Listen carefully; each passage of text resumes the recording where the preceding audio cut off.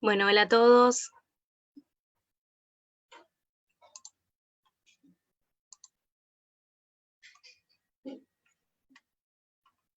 Bueno, hola a todos. Estoy esperando que se conecten algunos, así ya arrancamos.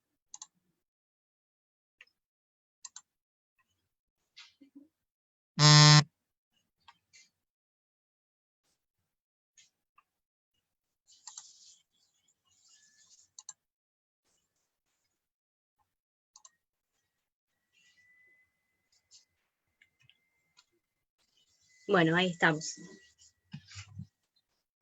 Bueno, hola a todos. Mi nombre es Sofía Rivera. Soy veterinaria egresada de la Universidad de Buenos Aires y me especializo en el área de reproducción canina y en el diagnóstico por imágenes, más precisamente en el área de ecografía abdominal. Bueno, hoy estoy acá para hacerles esta charla sobre la salud reproductiva de la hembra canina. Mi idea de hoy es darle un pantallazo bastante general de lo que es la salud reproductiva, pero que tanto criadores como colegas empecemos a pensar en la reproducción como una rama integral y no solo algo puntual que involucra a la inseminación, a la confirmación de preñez y al parto. Es necesario que empecemos a concebir a la reproducción como algo amplio y que hay un montón de factores que influyen en el éxito reproductivo. Así que bueno, vamos a empezar. Bueno, ¿qué pensás cuando te hablan de salud? La verdad que el término salud está últimamente muy acotado y la gente piensa que es algo netamente físico, cuando la Organización Mundial de la Salud la define como un estado de completo bienestar físico, mental y social. Hoy en día se utiliza el término un mundo, una salud, que hace referencia al nexo que hay entre la salud animal y la salud humana. Por eso es que nos referimos a que la salud es una sola. En los animales solemos tener este error y pensar que la salud únicamente es física. Sin embargo, hay que considerar a la salud emocional, alimentaria y ambiental. En los últimos años ha cobrado muchísima importancia el bienestar animal y conocemos enfermedades que aparecen en situaciones de estrés o ante situaciones adversas. Por eso es necesario también considerar que la salud tiene componentes emocionales, alimentarios y dentro de, bueno, obviamente en los criaderos ambientales. Bueno, ahí les dejé como un breve resumen, que es lo que pienso y es mi opinión, que el éxito reproductivo solo va a ser alcanzado cuando nos demos cuenta de que cada hembra tiene que ser manejada de manera integral. Hay que empezar a concebir a la reproducción canina desde el respeto hacia los ejemplares, que son animales que nos van a dar cachorros. Ya no hay que dejar de poner digamos, en auge o darle importancia a solo la inseminación. Hay que verlo desde un espectro mucho más amplio, porque realmente los factores que involucran a la salud reproductiva van a hacer que una hembra tenga mayor éxito, reproductivamente hablando, ¿no? Así que bien, bueno, vamos a arrancar, ahora sí, más de lleno, lo que es la salud reproductiva.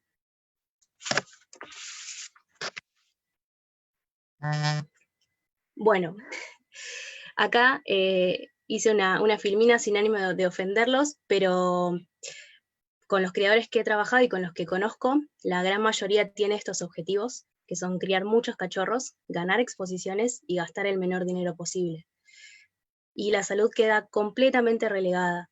No se le da la importancia ni el dinero que hay que invertir en salud para poder llegar a estos tres grandes objetivos que son los que la mayoría tiene. Lamentablemente, si uno empieza a reducir gastos dentro de lo que es la salud, después se van a ver reflejados en el éxito reproductivo que vaya a tener esa hembra. No se van a poder maximizar los éxitos reproductivos si uno trata de ahorrarse la mayor cantidad de dinero en la salud. Esto es fundamental. Así que bueno, quisiera como dejar en claro que la salud tiene que tener un lugar de prioridad dentro de lo que es un plan de cría. Bueno, ahora sí, armé como este cuadro donde les agrupé los puntos claves que hay que tener dentro de la salud reproductiva en la hembra canina. Vamos a ir como hablando bastante general y en algunos más puntual de los temas que están involucrados en cada uno de los grupos, de los ítems, pero para que primero vean y que tengan un pantallazo, estos son los 4 grandes grupos que hacen a la salud reproductiva en una hembra. Obviamente que hay otros, digamos, otras ramas más, pero bueno, traté de agruparlas en la mayoría, o sea, en la mayoría de las cosas que cotidianamente se ven, para que no, digamos, para que quede claro que la salud no solo es una inseminación, ni tampoco es el parto, ni, o sea, es un montón de cosas. Y son dentro de, de estos grandes grupos, a su vez tienen muchísimos otros ítems. Así que vamos a empezar con el primero, que es el examen clínico. El examen clínico obviamente hace referencia a la consulta veterinaria que tenemos que tener rutinariamente con todos nuestros ejemplares. Por lo general, dependiendo obviamente de la edad, se tienen que hacer 1 o 2 veces por año un control de rutina en lo que es nuestros reproductores. El primer grupo que involucra el examen clínico es el examen físico, donde dentro de la consulta veterinaria vamos a evaluar todos estos ítems. El primero es la condición corporal. La condición corporal nos va a indicar qué tan flaco o qué tan gorda está esa hembra. ¿De qué nos interesa saber este índice? Una perra que está muy flaca, o sea, en una condición muy bajita, en 1 o 2, va a tener problemas para poder quedar preñada, va a sufrir su fertilidad. En cambio, en perras que están en el otro extremo, que son gordas, que tienen mucho porcentaje de grasa corporal, son perras que por ahí quedan preñadas o no, pero las que quedan preñadas luego van a tener problemas de distosia, o sea, sus partos no van a ser lo más normal. El labrador es una raza que por lo general no tiene problema de parto, pero si a su vez una perra que está súper gorda no va a poder parir normalmente. Entonces es por esto que la condición corporal es importante, y no tiene que ver con el peso, sino que tiene que ver con la proporción que tenga de grasa y de músculo. Eso es importante también que lo sepan. El otro punto es los análisis de sangre, que como les decía, dentro de lo que es la consulta veterinaria, 1 o 2 veces por año se tienen que hacer análisis de sangre de rutina, porque hay muchas enfermedades complicadas que solo se detectan en un hemograma, por ejemplo, y no presentan síntomas clínicos. Más adelante les voy a mencionar una, pero que únicamente la podemos detectar a través de un análisis de sangre. Clínicamente no tiene nada esa perra, entonces es necesario hacer análisis de sangre para poder detectar estas enfermedades. El tercer punto es la salud dental. La salud dental es un tema que no solo en las hembras que son reproductivas, sino en todos los perros, un tema que es muy desvalorizado y que no se tiene en cuenta, pero en lo que hoy estamos hablando, que es sobre las hembras reproductivas, una perra que tiene sarro, que tiene gingivitis y tiene todo un acúmulo de bacterias en los premolares o en los molares, va a pasar toda esa infección a los bebés al momento de cortar el cordón umbilical y cuando los limpia para que pueda hacer pis o caca ese cachorro.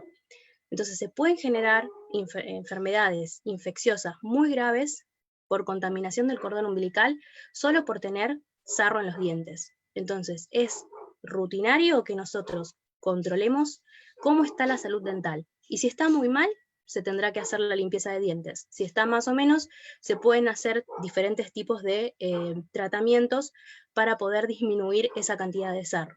Por eso siempre, mismo en sus casas, lo pueden ir revisando cómo viene el sarro. Obviamente que hay perros que tienen mayor predisposición a generar sarro y otros no, pero es necesario que controlen porque realmente se pueden generar infecciones muy, muy severas en los bebés. Otro de los puntos a tener en cuenta es el control cardiológico. Por lo general no se hace de rutina a partir de más o menos los 4 o 5 años, o sea, en perros adultos. Sin embargo, como les decía antes, en referencia a los análisis de sangre, hay patologías cardíacas como los agrandamientos del corazón, o mismo arritmias o soplos que no se pueden detectar únicamente a través de la auscultación, sino que es necesario hacer un electro, hacer un ecocardio. Sobre todo en razas, bueno, en el labrador no es el caso, pero hay razas que uno ya sabe que va a ir a cesárea programada, entonces es importante que se tenga un control cardiológico por lo menos 1 vez por año, que obviamente nos va a servir también como para garantía de un prequirúrgico lo más normal que se pueda. Y los últimos 2 puntos, que son la vacunación y la desparasitación, son temas que también son muy olvidados dentro de un criadero. por lo general se abandona la vacunación en los perros adultos, o en las perras en este caso, y cuando uno llega a la consulta y pregunta si están vacunados o si fueron vacunados, y no lo están, quieren hacer como todo en ese momento. Y por ahí en ese momento la perra está en celo o está preñada. Y estas dos situaciones fisiológicas no pueden, estas perras que están tanto preñadas como en celo no pueden vacunarse. Entonces siempre es necesario que la perra ya tenga su vacunación y no querer hacerla en ese momento porque no se va a poder.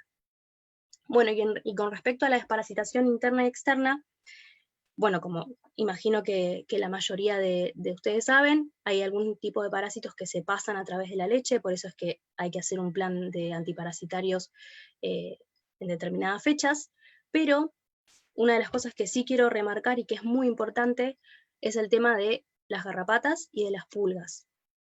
Hay una enfermedad que en los últimos 4 o 5 años ha aumentado muchísimo en el país, que es la erliquiosis canina, que se transmite a través de la garrapata y que genera desde cuadros de hemorragias muy graves, pero en lo que respecta a este tema de hoy, puede generar abortos. Abortos o puede también generar perros que nacen y se mueren a los 24 o 48 horas. Entonces, una enfermedad como la erliquiosis canina, que en la gran mayoría de los perros no presenta síntomas clínicos y muchas veces es un hallazgo de un análisis de sangre, como les decía antes, tiene que ser controlada. Por eso es importante que se hagan los controles anuales o hasta a veces 2 veces por año para poder detectar estas anormalidades dentro del hemograma. Porque si nosotros tenemos un aborto por una erliquiosis canina, es muy grave, o sea, no nos puede pasar. O sea, es una falla reproductiva muy grave por no hacer algo tan básico como poner una pipeta. Obviamente que el manejo de garrapatas tiene que ser integral, no tiene que ser únicamente en el animal. La mayoría de la gente no lo sabe, pero lo que es pulgas y garrapatas, desde un 90%, o sea, hasta un 90% está en el ambiente. Entonces hay que hacerlo a todos los perros, en el ambiente, sostenido en el tiempo. Cada lugar y cada perro es un mundo, por eso los planes se amoldan a ese paciente. Bueno, con eso concluimos el primer punto, que es el examen físico. Ahora vamos más un poco a lo puntual, que es el examen reproductivo preservicio, donde iniciamos el manejo reproductivo en la consulta reproductiva. Es fundamental que se haga una consulta reproductiva. Muchas veces, o sea, no se tiene como de costumbre o no se hace de rutina, obviamente para abaratar costos. Y en la consulta reproductiva pueden minimizarse un montón de causas que pueden llevar al fracaso reproductivo en un futuro, o mismo a disminuir los índices reproductivos de criadero, porcentaje de mortalidad, porcentaje de perros, de cachorritos que nacen vivos, que nacen muertos, abortos, etc. Dentro de una consulta previa se pueden minimizar un montón de problemas. Y después yo les fui aclarando un montón de puntos que se hacen dentro del manejo reproductivo, que muchas veces se hacen, otras veces no se hacen, a veces se hacen algunos, y más o menos se va como tanteando a ver cómo podemos llegar a que la perra quede preñada. El primer punto, y es fundamental, la serología de brucelosis. Tanto para perras que van a ser servidas por monta natural como por inseminación, se tiene que hacer la serología de brucelosis tanto a esa perra como al macho que se va a usar como reproductor. El error más común es hacer la serología de brucelosis en el momento incorrecto. Muchas veces uno pregunta o tiene que hacer una inseminación o tiene que hacer una monta y pregunta, ¿y te dieron la serología negativa de brucelosis del macho? Me dieron esta y tiene una fecha de hace un año. Entonces, hay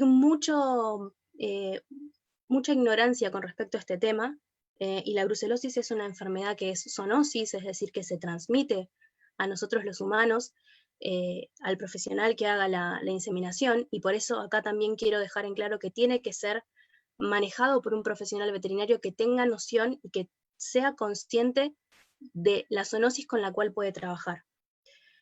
Y el manejo sanitario, ¿sí? El uso de guantes, etc. Cambio de ambo cada vez que uno va a un criadero y después va al otro, cambio de calzado. No todo el mundo lo tiene, por eso es necesario que esto lo haga un profesional veterinario.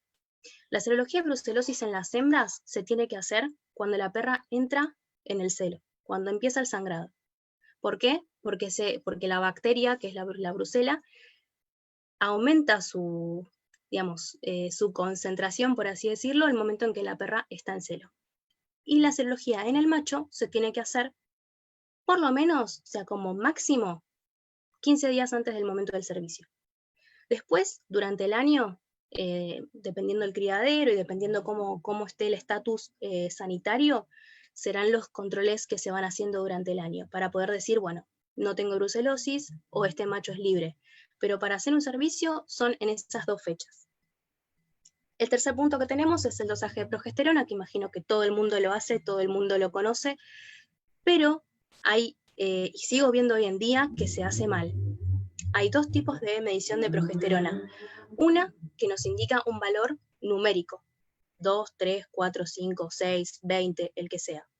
Y otro que nos indica letras, C1, C2, C3, que nos indican rangos de valores, de 0 a 2, de 0 a 3, de 3 a 6, etc.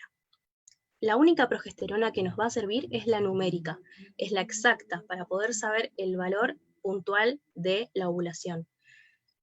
Muchas veces me ha tocado atender propietarios que vienen a hacer la progesterona y yo les pregunto, bueno, ¿cuál progesterona querés hacer? Y me dicen las 2. Pero le digo, pero vas a gastar un montón de plata al cohete. No, pero haceme las 2. ¿Por qué? Porque la progesterona semicuantitativa, que es la del famoso test que nos las dan en el día, nos las dan el día. ¿Y qué es lo que quiere el criador? Velocidad de respuesta. Y no siempre podemos dársela por una cuestión de métodos de diagnósticos del laboratorio en sí. Y por ahí se terminan haciendo fallas reproductivas por utilizar el método inadecuado. Entonces, la progesterona se mide de forma numérica a través de quimioluminiscencia, que es el método de laboratorio con la cual se hace. Y los últimos 2 puntitos que les dejé, que es la citología vaginal, el cultivo y antibiograma de fondo de vagina, es algo que lamentablemente se está dejando de hacer por una cuestión de abaratar costos, pero que son también importantes. Poder determinar el momento óptimo de servicio de una perra no solo es medir la progesterona, sino que hay que hacer una citología vaginal. Se puede hacer también vaginoscopía para poder ver la mucosa vaginal. Y el cultivo y antibiograma de fondo de vagina se tiene que hacer. ¿Por qué? Porque si hay una bacteria que está en una cantidad muy elevada, o hay bacterias que no deberían estar en el tracto genital de la hembra, en ese momento podemos empezar con el tratamiento adecuado para poder evitar a futuro un aborto. ¿Qué pasa hoy en día? Para abaratar costos no se hace un cultivo de antibiograma y se utiliza un antibiótico preventivo. Entonces, hay que dejar de utilizar el término antibiótico preventivo. Los antibióticos no son preventivos, son curativos. Entonces, si uno da un antibiótico tratando de prevenir un futuro aborto por una posible bacteria en el tracto genital de la hembra, lo único que está generando es resistencia antimicrobiana. Y en 10 años no vamos a tener antibióticos que puedan matar una simple Escherichia coli. Entonces, si uno no tiene el presupuesto o decide no hacerlo, prefiero que, no tienen que darle un antibiótico preventivo.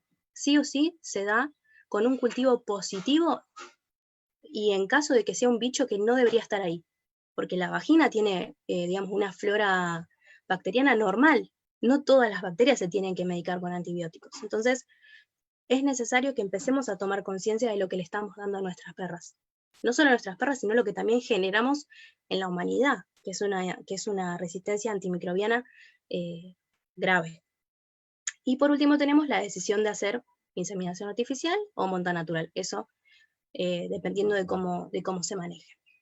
Y el último punto dentro del examen clínico son las patologías preexistentes, como las patologías óseas. Hay perras que tienen fracturas de cadera que ya quedaron, displasias muy severas, que obviamente van a interferir al momento del parto, o patologías reproductivas, ¿sí? O si uno llega a la consulta, se hacen preguntas que nos puedan indicar que hay algún tipo de patología reproductiva, por ejemplo, malformaciones congénitas dentro de lo que es el tracto vaginal, o sea, estrecheces, hipoliuteinismo, un montón de enfermedades, o mismo que no son reproductivas, pero que afectan la salud reproductiva, como es el hipotiroidismo.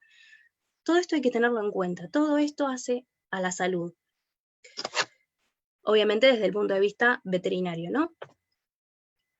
Ahora vamos a el segundo grupo, que para mí es uno de los grupos más importantes de lo que hace a la salud reproductiva de la hembra.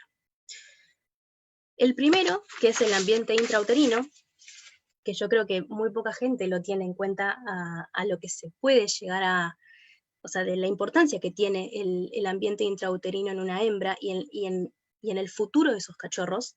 Por eso es que lo puse como primero y como para que sepan de que es fundamental cuidar el ambiente intrauterino. ¿Por qué?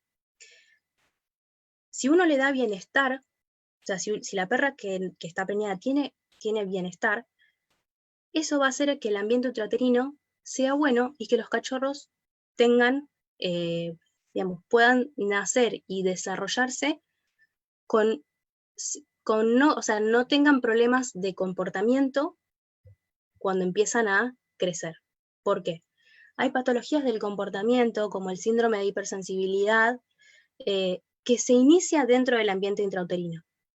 Entonces, si la perra no está cuidada, duerme a la intemperie, sufre situaciones de maltrato y está preñada, todo eso se va a ver reflejado en el comportamiento de los bebés, de los futuros cachorros. No es lo mismo tener una perra durmiendo afuera con 5 grados bajo cero, con 50 días de gestación, a que esté durmiendo en un lugar con colchoneta, con estufa, o sea, no da igual.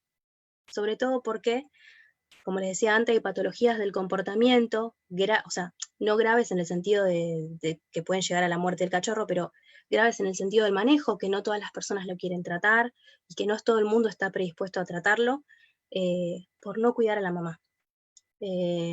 Bueno, el principal es el síndrome de hipersensibilidad e hiperexcitabilidad, que se inicia en el ambiente intrauterino, pero que también se desarrolla en el momento de socialización de los cachorros.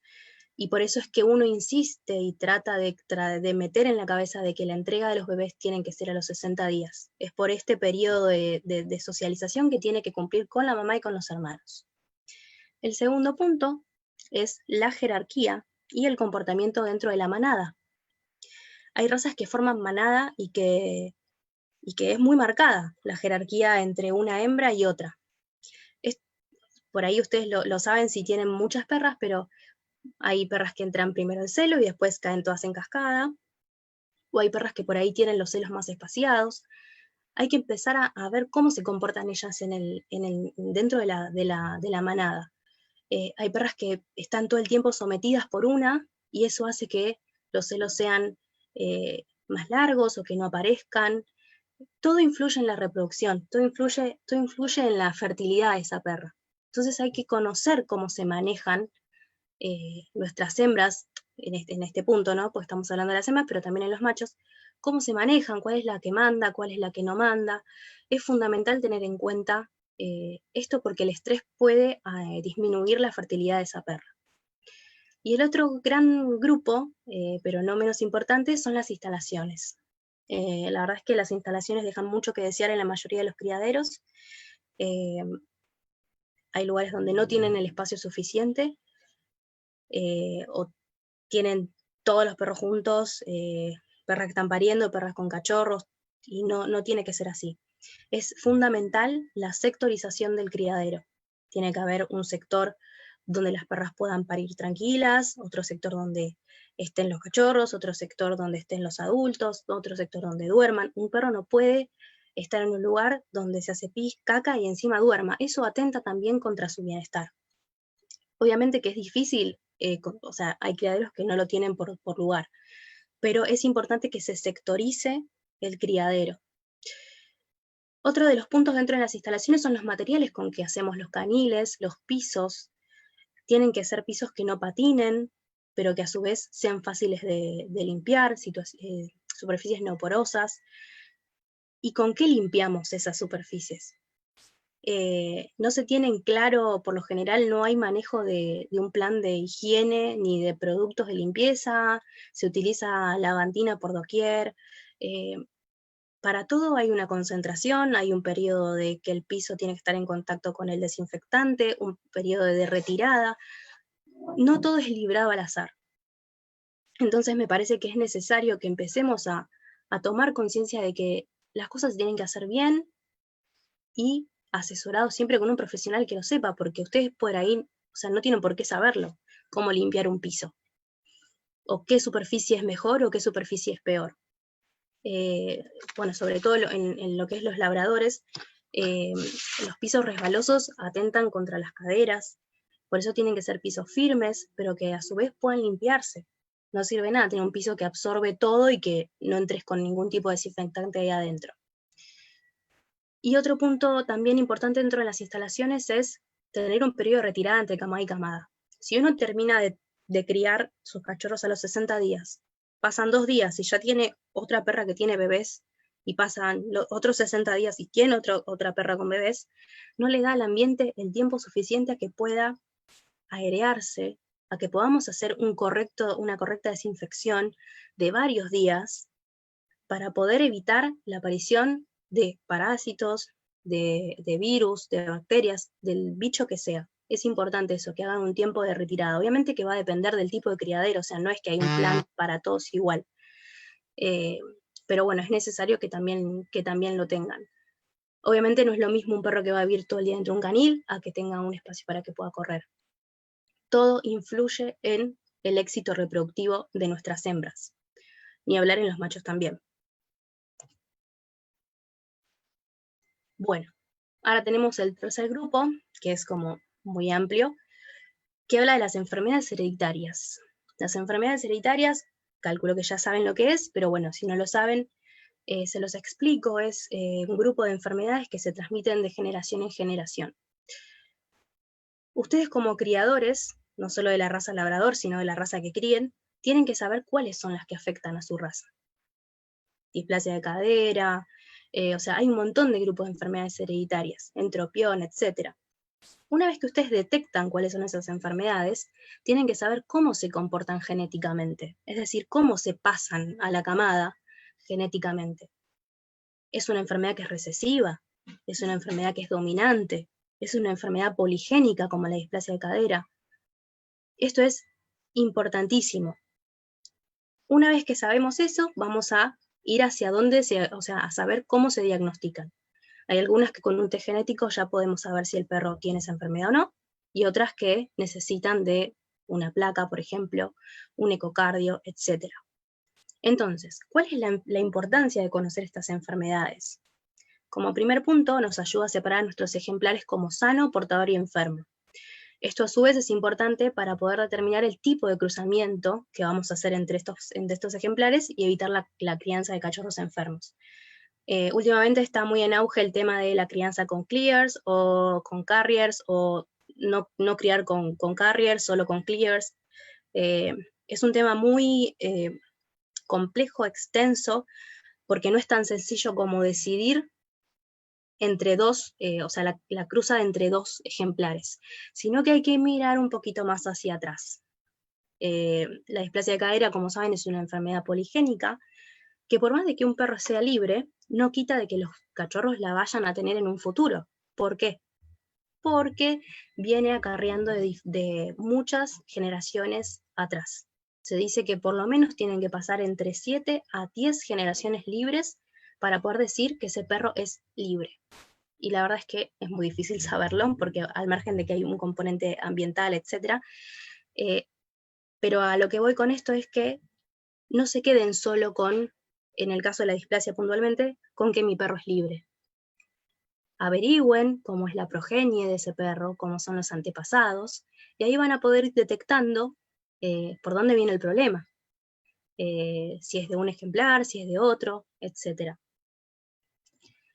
Esto con lo que respecta a las enfermedades hereditarias, que obviamente se relaciona con esto, que son los sistemas de cría. Bueno, imagino que eso también lo deben saber. Hay 3 grandes tipos de sistemas de cría: el inbreeding, el line breeding y el outbreeding. Les hice este cuadro que por ahí es bastante visual, con algunas ventajas y desventajas, que vamos a ir charlando medio como rápido, porque no es el punto que empecemos a hablar de todo lo que es sistema de cría, pero para que sepan y para que tengan en cuenta de que los cruces tienen que estar hechos también en base a sus enfermedades hereditarias, tanto sean portadores, sanos o libres, y que se tienen que relacionar con el sistema de cría que utilicemos.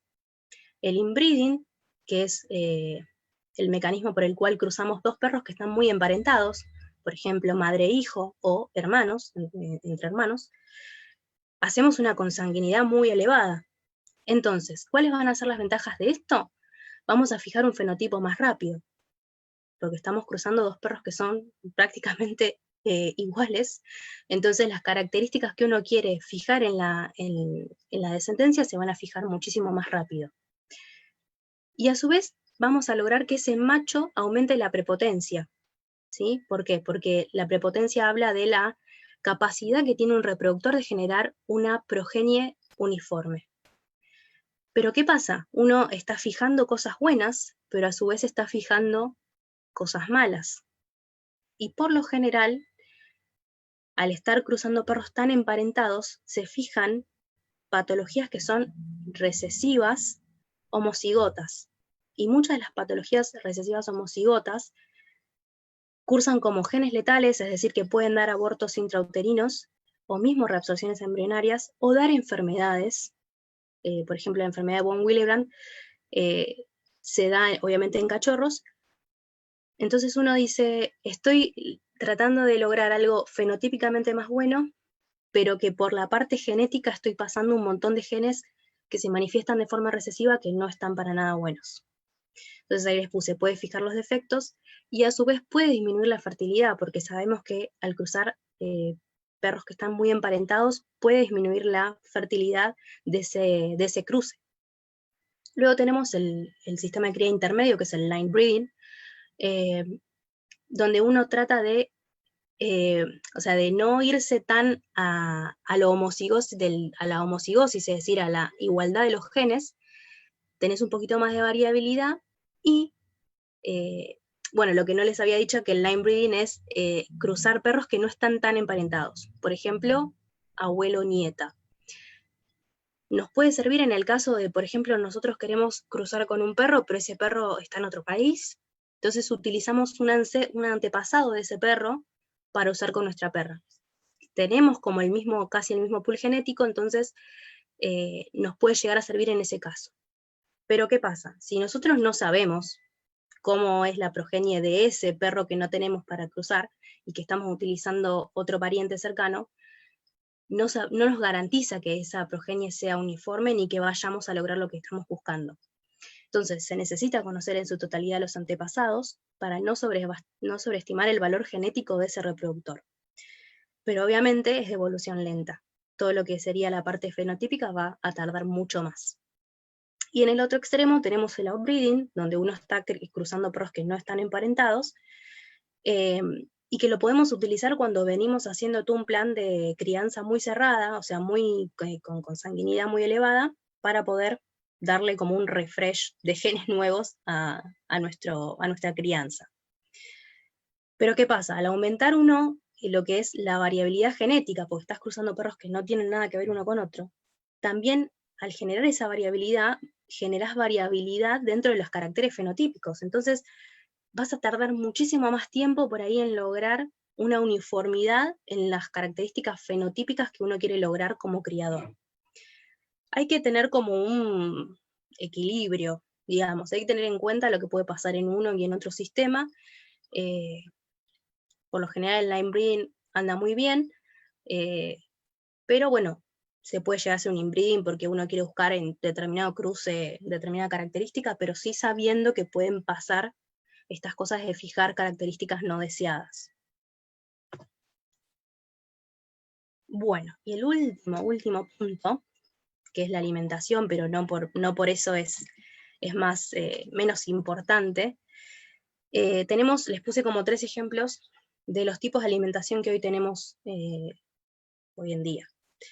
Tenemos por un lado la dieta casera, el BARF, o la dieta BARF, y las dietas comerciales. Cada una tiene sus ventajas y desventajas.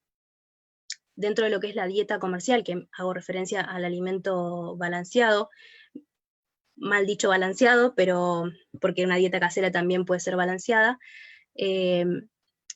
Tienen que buscar siempre marcas que sean super premium, tienen que aprender a leer las etiquetas, a leer los ingredientes, a saber qué porcentaje de proteínas tiene y qué tipo de proteína tiene. Hay proteínas que son de alto valor biológico, otras que son de menos valor biológico.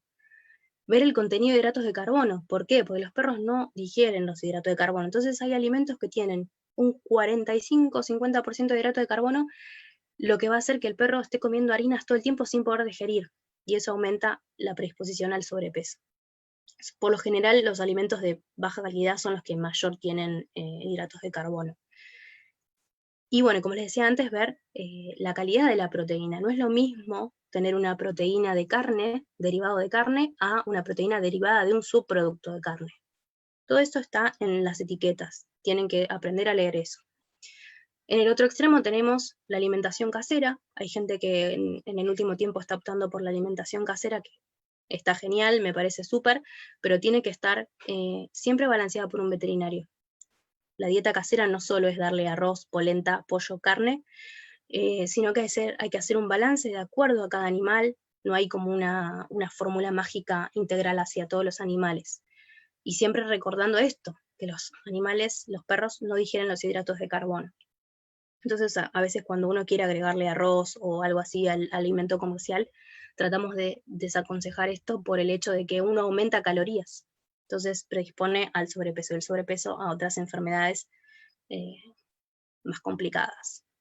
Y en el medio tenemos la dieta BARF, que también en el último tiempo está como muy en auge, sobre todo en gatos, o lo que se denomina alimentación ancestral. En lo que a mí me respecta, creo que hay muy poca información aún, hay muy poco estudio. Para poder hacer una dieta BARF, los cortes de carne tienen que ser muy puntuales, tienen que tener un periodo de congelación muy puntual, que no creo que todos los propietarios estén preparados para hacer todo un manejo de alimentación. Y aún así no se sabe si hay riesgos o no, no solo de que el perro se enferme, porque por ahí no se enferma, sino de que podamos contagiarnos nosotros. Hay un montón de enfermedades que se transmiten de los perros a las personas por el consumo de carne cruda o mismo por la manipulación. Entonces, si quieren hacer una dieta BARF porque es su decisión, está perfecto, pero siempre tienen que hacerlo acompañados de un veterinario que haga nutrición y que les pueda indicar cómo es el proceso de la carne para poder dársela. No es saco un pedazo de carne de la heladera y se lo doy al perro. Tiene que haber un proceso de congelación, mismo sea carne de vacuna, de pollo o pescado. Pero bueno, eso es decisión de cada uno. A mí no me termina de convencer mucho porque no hay mucha información clara al respecto. Así que con eso, bueno, terminamos lo que sería el último gran grupo que influye en la salud reproductiva de la hembra canina. Y acá les voy a dejar algunas reflexiones finales. El objetivo de criar cachorros sanos, tanto física como mentalmente, podrá ser alcanzado a través de la implementación de un correcto manejo reproductivo. La salud reproductiva de la hembra canina es un pilar fundamental dentro de este manejo. La medicina preventiva debe ser prioridad dentro del plan de cría. La planificación previa ayuda a reducir las causas de fracaso reproductivo. Esto es lo que yo les decía. Con tan solo por ahí hacer una consulta reproductiva antes del momento de planificar un servicio, reducimos un montón de causas de fracaso reproductivo. Lamentablemente hay muy poca incentivación al manejo preventivo de la medicina reproductiva. Y el trabajo en equipo entre el criador y el veterinario es clave para maximizar el éxito reproductivo. Desde mi lugar y desde mi generación, estamos intentando consensuar entre el criador y el veterinario, que siempre ha sido una relación muy tensa, por así decirlo. Me parece que hay que trabajar en conjunto porque, como les decía al principio, hay que concebir a la crianza canina desde el respeto hacia nuestros ejemplares. Así que con esto termino, espero que les haya sido útil. Ahora voy a dejar de compartir la pantalla para leer las preguntas y voy a responder lo que quieran que responda. Así que voy a dejar de compartir acá. Muy bien.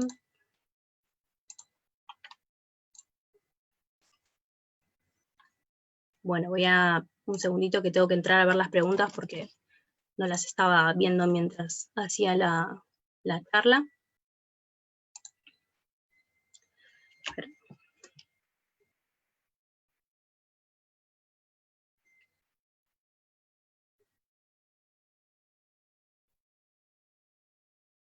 Bueno, si tienen igual alguna pregunta las pueden ir haciendo. Yo estoy abriendo para leer las preguntas. Perdón que tarde, pero tengo que hacer todo el cambio. Bueno, ahí estamos. Bueno, voy a leer. Si hay alguna pregunta, pueden hacerlas ahora. Yo ya las estoy leyendo. A ver.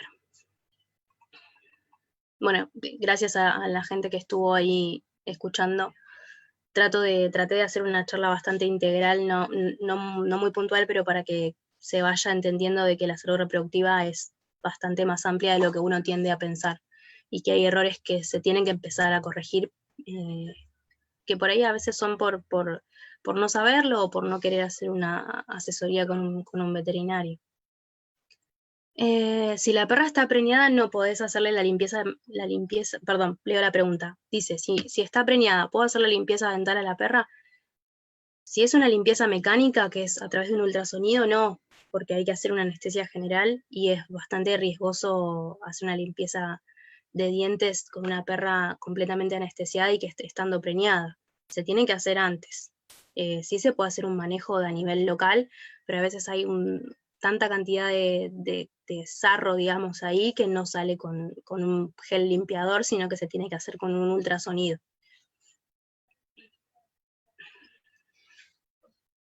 El síndrome del cachorro único. ¿Por qué motivo sucede? ¿Cómo es recomendable proceder? ¿Sí o sí es conveniente programar una cesárea? ¿Cuál es la mejor manera de cuidar tanto a la hembra como al cachorro? No, el síndrome del cachorro único, o sea, tenés un montón de motivos. Puede ser porque la perra haya ovulado un solo óvulo y quedó preñada, o porque simplemente la serviste fuera de fecha y quedó preñada de un solo bebé. Son esos los dos grandes motivos que puede suceder. En alguna bibliografía te indican la cesárea directa, sin darle chance siquiera que la perra pueda tener el parto normal, y en otros casos se intenta hacer el parto. El punto es que al tener un solo cachorro, muchas hembras no manifiestan síntomas preparto, no tienen la suficiente contracción uterina para poder parir ese cachorro. Y muchas veces puede pasar que no empiecen nunca el parto y que ese bebé se muera porque la perra no inició el parto. Ahora, que hay perras que paren un solo cachorro, pasa normalmente. De hecho, he atendido un montón de caniches con síndrome de perro único que parieron normalmente. De hecho, uno aconseja por ahí la cesárea y la gente por motivos de dinero no lo puede hacer y paren con normalidad. Por eso es necesario que se vayan haciendo por ahí controles seguidos de ecografía, como para ir determinando una fecha estipulada de parto lo más exacta posible para uno estar atento. En referencia, cuando me preguntás cuál es la mejor manera de cuidar tanto a la hembra como al cachorro, haces referencia a esta patología puntualmente. No sé si tengo que responder en base a eso o no. Para hembras primerizas con más de 3 años de edad, ¿qué preparación previa recomiendan? ¿Preparación en qué sentido? No entiendo la pregunta o no sé hacia dónde, o sea, hacia qué querés referirte. Si se vacunó y desparasitó a la perra antes de la gestación, ¿a qué edad es recomendable vacunar a los cachorros para no interferir con los anticuerpos que transmitió la madre? A partir del día 42. Después de que si la perra igualmente esté vacunada o no esté vacunada, los cachorros se vacunan a partir del día 42 o entre el 42 y 45. Tiene que ver con la curva de anticuerpos, con la ventana de anticuerpos, es por eso la fecha. ¿Cuál es el uso correcto de amonio cuaternario? Eso depende de lo que quieras erradicar con el amonio cuaternario. Y depende también el porcentaje o sea, la concentración que utilices de amonio cuaternario. Hay un montón de presentaciones comerciales y muchas difieren en la concentración. Dependiendo de eso es el tiempo en que vos tenés que dejarlo actuar en el ambiente. Muchas veces no pueden combinarse con otras cosas. Así que en base a eso depende lo que quieras eliminar y en la concentración que tengas dentro digamos, del producto comercial, sería. Bueno, voy a seguir leyendo por acá porque a mí no me actualiza y no sé si por ahí no estoy respondiendo todo.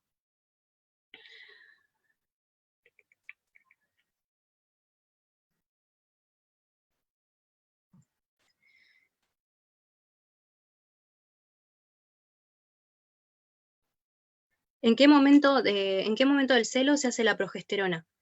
Eso depende. No hay un momento único como para hacer la progesterona. Hay perras que entran, digamos, que ovulan antes, otras que ovulan después. Eso depende de cómo vengas vos siguiendo el celo de la perra, pero por lo general yo la indico después del día 7. Pero bueno, ya te digo, hay perras que ovulan en el día 5 del celo. Eso es muy, muy variable. Y generalmente con una sola progesterona no hace falta, a veces hay que hacer 2, 3, 4, las que sean necesarias. ¿Se recomienda la administración de ácido fólico para evitar el paladar hendido? Sí, en razas predispuestas como el bulldog francés o el bulldog inglés, la suplementación con ácido fólico en un día puntual de la gestación se recomienda y de hecho funciona bastante para evitar el paladar hendido. En el labrador la verdad es que nunca vi un paladar hendido, pero puede pasar. Bueno, si esa patología, bueno, en relación a los cuidados, eso que yo te decía, tratar de hacer ecografías bastante seguidas, como para controlar y saber en qué momento esa perra va a parir, y con el cachorro, un manejo normal como cualquier otro cachorro, que no pierdan temperatura y que tome la teta seria. ¿Es conveniente suplementar al cachorro? Al momento de la lactancia, si la madre no tiene problemas para darle la teta, no debería. Hoy en día existen suplementos como el NutriPet de John Martin que se utiliza y la verdad que anda muy bien. Se puede llegar a dar, sobre todo en perras que tengan muchísimos cachorros y que a veces se hace complicado que tomen todos parejo. El NutriPet es excelente, ese se puede utilizar sin problema, pero después nada más. En relación, si lo preguntas al cachorro ya más crecido, cuando ya empieza a comer, con que le des una alimentación balanceada, tanto comercial como casera, estaría bien, no haría falta la suplementación. ¿Hay un tiempo exacto de la hembra embarazada? ¿O por qué se menciona que dura embarazada de 63 días, otras menos días? Esto tiene que ver con la fecha de ovulación. A veces, desde el momento de la ovulación son 60 días. Pasa que muchas veces uno no sabe con exactitud cuándo fue la ovulación, porque, como les decía antes, se hace una sola progesterona y más o menos se tantea cuándo va a ser la ovulación. Y tiene que ver con con la vida que tienen los ovocitos. Por eso se hace que va desde 60, 63, 65. Es variable dependiendo del día de que uno sepa con exactitud la ovulación. Si uno sabe la ovulación cuándo fue con exactitud, no es, bueno, me parece que ovulo este día, son 60 días, justo. Ahora, si uno hace una monta natural, por ejemplo, y sirve a la perra hoy, la sirve a las 48 horas y la sirve después, no sabe cuándo ovuló, entonces por eso se dice que hay siempre un desfasaje de 2-3 días con la duración de la gestación. A mayor edad, menor fertilidad, y si es primeriza, complica más la posibilidad de que quede cargada. ¿Qué se puede hacer para aumentar la probabilidad de éxito antes del cruce? Sí, a mayor edad, menor fertilidad. ¿Por qué? Porque ovulan menor cantidad de ovocitos. Y a su vez, a medida que van pasando los celos, tenés mayor probabilidad de que aparezca una infección uterina. Eso es bastante común. Y si es primeriza, o sea, las chances para aumentar el éxito antes del cruce es hacer una buena determinación del momento óptimo de servicio. Desde una progesterona, una citología, son las dos cosas que se hace, bueno, vaginoscopía para determinar el momento óptimo. Esas son las dos cosas. Obviamente que todo lo que es, como les mostraba en la charla, la parte alimentaria también influye un montón. No es lo mismo una perra que está súper flaca a una perra que está en condiciones ideales.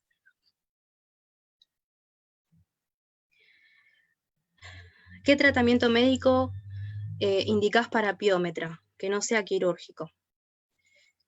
Eso depende de lo que eso depende, digamos, de lo que me informe en la ecografía. Hay un parámetro que son las paredes uterinas, donde uno decide si se puede hacer un tratamiento médico o no. Por lo general, si es una piómetra que pueda llegar a ser tratada médicamente, se hace un manejo de antibióticos y o sea, personalmente no me gusta tratar las piómetras médicamente.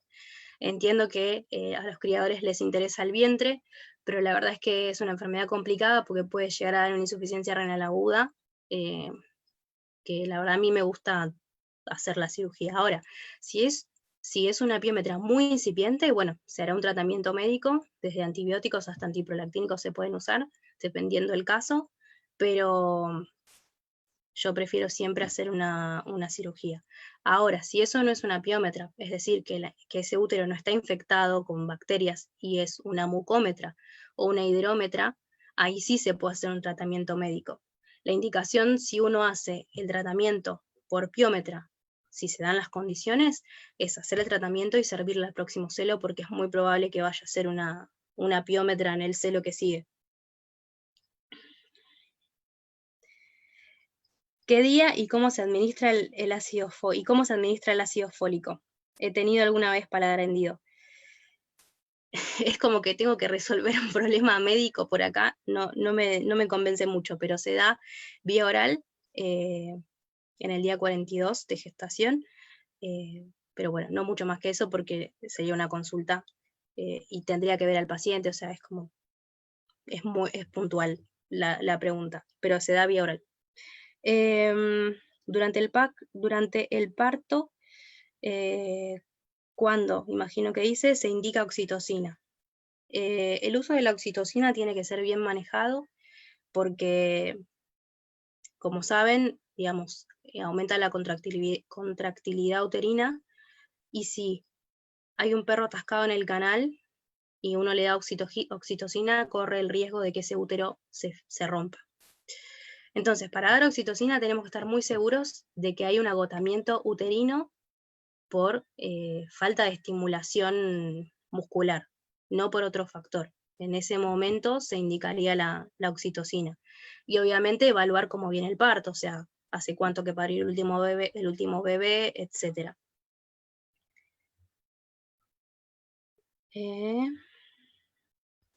¿Cuánto puede durar un parto hasta que da señal de peligro para la madre y los bebés? Los partos pueden extenderse desde 6 horas hasta 12 horas o más. Todo depende de cómo se desencadene desde el inicio que nace el primer cachorro, el segundo, el tercero. Hay que ir controlando que tengan, digamos, un tiempo regular de más o menos 30 minutos, una hora, hora y media, entre cachorro y cachorro, y que en ese tiempo la mamá no esté pujando sin éxito. O sea, el riesgo se corre cuando la mamá está pujando improductivamente durante por lo menos media hora, 40 minutos y no nace el bebé. Ahí hay que chequear que no haya ningún tipo de bebé atascado o que ella no tenga la suficiente fuerza como para parir, y en ese caso se indicaría hacer una ecografía y hacer la cesárea, o en el caso de que no haya un cachorro se puede intentar con oxitocina, pero todo depende de la hembra y de cómo se viene desencadenando el parto. Otra de las cosas que ayudan es tener una placa previa de la perra, porque nos va a indicar la cantidad de cachorros que tenemos. O sea, no es lo mismo ir a ciegas que sabiendo que la perra tiene 7 cachorros y que uno espera que para 7 cachorros. Eso es fundamental. ¿Hay una edad correcta en la hembra para cruzarla? O sea, a partir del segundo celo, que es lo que a mí me gusta, hasta por lo menos los 5 años, 6, sería como lo más apropiado.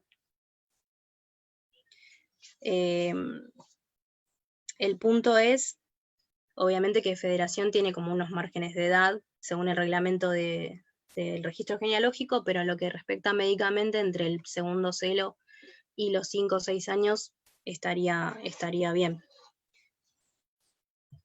Estoy leyendo, perdón las preguntas, pero algunas que como que no se me actualiza y no puedo verlas. Bueno, acá tengo otra. En el embarazo, ¿es común que la perra tenga el cuello del útero abierta en el primer tercio de preñez?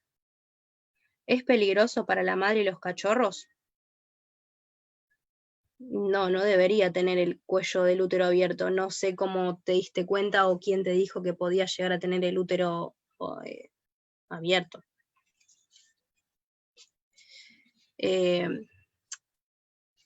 O sea, hormonalmente no es posible. Pero bueno, no sé qué es lo que pasó puntualmente con esa perra. Perdón, me salté una pregunta. No entiendo la pregunta de Lucía Jury que dice, ¿el qué durante el parto es riesgoso? No sé si fue algo que dije yo.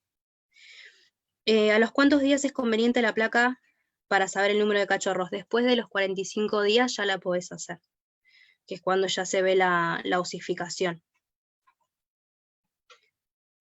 Bueno, no sé si esa pregunta la quieren aclarar o si hay alguna otra pregunta, no tengo problema en responderla. Me están entrando algunas medio lentas, por eso es que por ahí estoy tardando mucho en leerlas. ¿Cuántas cesáreas puede tener una perra? Depende de quién haga la cesárea. O sea, hay razas que obviamente van siempre a cesárea y otras que no, pero mucho depende de cómo quede y de cómo sea la manipulación intraquirúrgica del útero. Es variable. No te puedo decir un número exacto porque depende mucho de la perra, depende del cirujano, depende de un montón de factores. ¿Cuál es la herramienta que se necesita o que debes tener en el momento del parto para ayudarla con los bebés? ¿Qué herramienta? No sé cuál es la herramienta, no entiendo la pregunta, Ernesto. El calcio. El calcio durante el parto, si la perra o sea, tiene una alimentación correcta y no hubo déficit de calcio, no debería de darse calcio. Por lo general el calcio también cumple un rol similar, entre comillas, a la oxitocina. Por eso es que hay que tener en cuenta que no haya ningún tipo de cachorro atascado. Se puede llegar a dar, pero siempre con autorización veterinaria y dependiendo del caso. No es algo que se deba hacer de rutina. Bueno, no sé si hay alguna otra pregunta. Por ahora no me aparece ninguna pregunta. Si quieren seguir haciendo. Creo que ya respondí todas, que no me...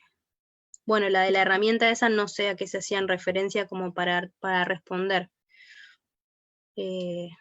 No sé a qué a qué me hace referencia eso. Bueno, espero un cachitín más. Si quieren seguir preguntándome, no tengo problema en responder. ¿Cuántos partos serían correctos para no explotar a una hembra? Y después, ¿lo correcto sería castrarla? Con respecto a la castración, ¿cuál es el mejor método? O sea, depende de la perra. O sea, por lo general, 3, 4 partos en la vida reproductiva de la perra estaría bien, no mucho más que eso. Y sí, después se aconseja la castración por el tema de las piómetras. Las hembras que digamos, que van creciendo y van teniendo celos por estimulación hormonal, predispone a que una bacteria ascienda por la vagina e infecte el útero. Y después terminas con una infección uterina o sea, con una cirugía de urgencia, con una posible insuficiencia renal aguda. Entonces, después de que la perra termina su etapa reproductiva, se tiene que castrar. Ah, perfecto, ahí entendí. Sí, o sea, uno tiene que tener primero tener un lugar adecuado y cómodo donde la perra esté tranquila para poder parir. Ahora, si uno va a asistir el parto, eh, tiene que tener toallas para poder secar a los bebés cuando nacen y que queden bien sequitos, tener el lugar calefaccionado, eh, guantes, obviamente por el riesgo a que si es una perra que no conocemos eh, o que nunca le hicimos brucelosis, recuerden que la brucelosis también está en lo que es tejido placentario, o sea que el contacto con eso eh, puede ser una fuente de infección. Entonces siempre con guantes. Eh, lugar limpio, toallas. Bueno, por lo general la mamá corta los cordones, así que no deberían de tener problema con eso. Eh, ¿Qué otra cosa? No se me ocurre, pero bueno, siempre calefacción, secarlos bien con la toalla y guantes. Eso sería como lo principal. Después no hay ninguna otra cosa como para que puedan manipular como propietarios, digamos. ¿Aconsejás cruzar abuelos y nietas? Sí, es un line breeding, así que no debería de haber ningún tipo de problema a nivel de genes recesivos que no son deseados. Obviamente que depende de la enfermedad, o sea, depende de un montón de factores, pero a priori no habría problema. Me perdí la primera parte, ¿lo subís a algún lado para verlo completo? Sí, va a quedar acá en el Facebook, o sea, en el Facebook del club queda grabada la charla como para que después la puedas ver. Bueno, no sé si hay alguna otra pregunta, si no ya vamos finalizando. Espero que haya sido clara. Si tienen alguna duda y lo ven después, si quieren preguntar algo, eh, lo pueden dejar en los comentarios que lo chusmeo para ver después e ir respondiendo. Bueno, tienen mi mail, tienen mi Instagram, que es @srveterinaria, ahí me pueden seguir y ver todos los consejos que comparto. Igualmente queda todo acá, si necesitan preguntar algo lo pueden hacer y lo responderé sin ningún problema. Pero bueno, si ahora no hay ninguna otra pregunta, ya podemos ir terminando. Si quieren preguntar alguna otra cosa, no tengo problema, pero bueno, por ahora parece que no hay ninguna otra, así que, bueno, ahí entró una. ¿Qué tanto afectaría en el parto si mi hembra es de estructura baja? Perdón, es de estatura baja y el papá es más alto. Eh, Eso depende también de cómo sea la genética del macho y de la hembra en relación a cómo van a ser sus bebés. Si vos cruzas dos perros de la misma raza no debería haber ningún problema. O sea, el tema es que no quede de un solo cachorro y que sea el cachorro muy grande o que ya haya predisposición genética a que los cachorros sean muy grandes. Hay machos que uno ya sabe que va a dar cachorros grandes, entonces hay que estar atentos. Pero más allá de la contextura de la perra, tiene que ver con un tema de dilatación del canal, si no hay ninguna estrechez, etcétera.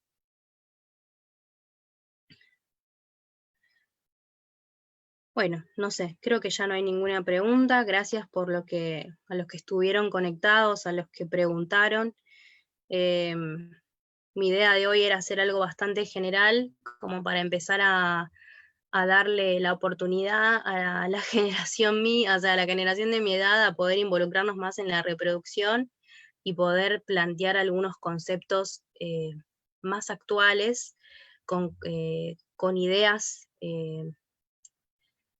más amenas hacia los reproductores y dejar de verlos como objetos, sino que de empezar a tratarlos con respeto, que creo que es lo que se merece por la utilidad que uno le da desde la reproducción. Eh, Leo una última pregunta que entró. ¿Puede darse el caso de que la perra en días de sangrado tenga 6 días y haga una progesterona y tenga más de 10 ya en el 10? Sí, puede pasar porque hay perras que ovulan tempranamente. Si vos ya sabés que tu perra en el día 6 de sangrado tiene 10 de progesterona, tenés que arrancar antes, hacer los dosajes. Entonces, al arrancar antes ya más o menos sabés cuándo va a ser el momento óptimo. Hay perras que ovulan en el día 4 y otras que ovulan en el día 20, o sea, no es algo muy matemático, sino que depende de cada perra. En ese caso, empezás a hacer las progesteronas antes, igual con una progesterona de 10, ya estás como ahí. ¿Cuántos días tengo que esperar después del final del sangrado para volver a unir a la hembra con la manada y no preocuparme por una monta? Cuando la perra empieza a disminuir el sangrado es cuando está fértil. En la primera etapa del ciclo, que es donde la perra empieza a sangrar, que es el proestro, es donde no va a estar receptiva, entonces ahí no tenés mucho riesgo. En el caso de que haya perras que tengan la ovulación en el inicio del celo. Después viene la parte de que están receptivas, que por lo general son poquitos días, y después ya no. Pero por lo general yo aconsejo que desde que inicia el celo hasta que no tenés riesgos, por lo menos, te diría entre 2 a 3 semanas. Pero depende mucho de la perra. O sea, depende de cuándo ovule. O sea, no hay como una fecha muy estipulada, pero después de las 3 semanas ya no debería haber riesgo. Pero bueno, hay perras que en el día 20 ovulan, entonces es medio como difícil dar como un parámetro así como muy específico. Bueno, creo que ahora sí no hay ninguna más.